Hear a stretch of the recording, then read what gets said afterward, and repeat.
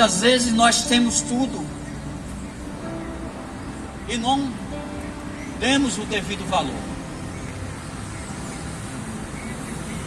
Bem, entendemos que esse jovem aqui, relatado aqui em Lucas, esse filho que é chamado de filho pródigo,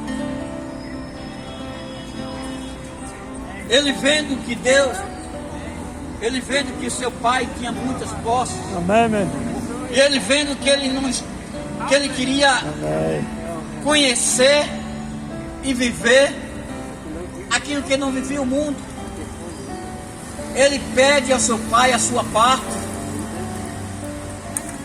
e sai pelo mundo. É interessante, irmão, que ele vai para uma terra longínqua, uma terra onde ele não conhece ninguém, uma terra onde ele não tem amigo, uma terra onde ele só tem a sua posse, aquilo que o pai deu a ele, aquilo que o pai colocou na mão dele, para que ele pudesse viver daquilo que o pai deu, da sua parte. Mas aquele filho, ele não olha por esse lado, ele começa a gastar, ele começa a destruir, ele começa a usar tudo com aquelas mulheres, ele começa a desperdiçar tudo que o pai juntou durante uma vida toda para ele. E a gente entende que muitas vezes a gente está assim, a gente tem, e muitas vezes a gente fala assim, quando a gente menos espera a gente perde tudo, porque a gente não sabe aonde guardar, aonde gastar. Eu quero dizer uma coisa nesta tarde para você: gaste a sua vida na presença de Deus, gaste tudo que você tem na presença de Deus. Se a sua vida, gaste na presença de Deus. Se você possui alguma coisa, gaste para o reino de Deus, porque Deus quer salvar através da sua vida, Deus quer lhe usar, Deus quer lhe preparar para que você ganhe vidas. E não é diferente, irmãos. Nós estamos aqui só no intuito de ministrar uma palavra que dê vida a alguém que está caído, que traga esperança àquele que não tem esperança, que venha reconhecer que há um Deus que ainda vela por ele. Aonde ele estiver, Deus vela por você, Deus está velando por sua vida, por sua alma, aonde você está. E nessa tarde eu entendo que aquele jovem, ele estava perdido. Ele encontrou, quando ele perde tudo, ele encontra a fome, ele encontra o desespero. Enquanto muita gente hoje está desesperada porque não tem nada, não tem um alimento, não tem onde vestir, não tem onde dormir. Mas eu quero falar para você que ainda existe um Deus que ele está cuidando mesmo assim.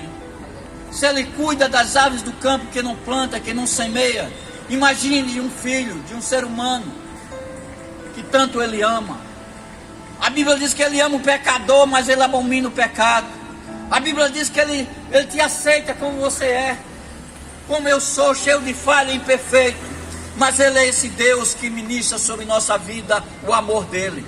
O amor de Deus é perfeito. O amor de Deus, ele não mede diferença. A gente é que julga um ou outro pela diferença, pela cor, pelas vestes, pela roupa. Mas para Deus nada isso importa. Para Deus importa a sua alma, o seu coração, a sua vida. Ele quer salvar a tua vida. E nesta tarde eu relato aqui que aquele jovem, ele estava perdido. Aquele jovem, ele estava desamparado. Aquele jovem já não tinha mais nada, já tinha destruído tudo. Aquele jovem, ele estava desiludido, ele estava triste, ele estava sem condição, ele estava entregue ao mundo ali, aquela degradação.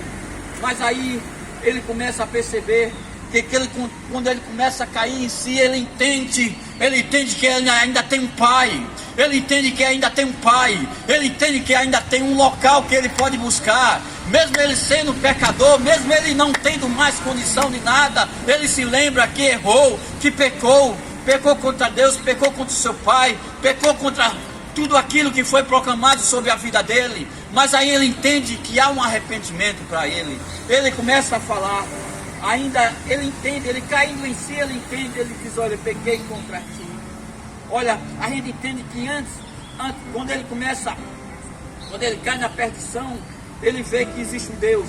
Esse Deus reconhece verdadeiramente que muitas vezes a gente cai numa perdição e a gente vira um escravo. A gente vê várias pessoas aqui ao nosso redor, nas praças, aqui nas cidades, pessoas que viraram escravo, estão vivendo dissolutamente, perdido, sem esperança. Mas eu quero dizer para você que ainda há esperança. Há esperança para a sua vida, há esperança para a sua casa, há esperança para você, jovem. Você não está perdido. Ainda existe uma palavra de salvação e vida eterna para você. Não perca a sua esperança. E é interessante que ele começa a desejar aqui.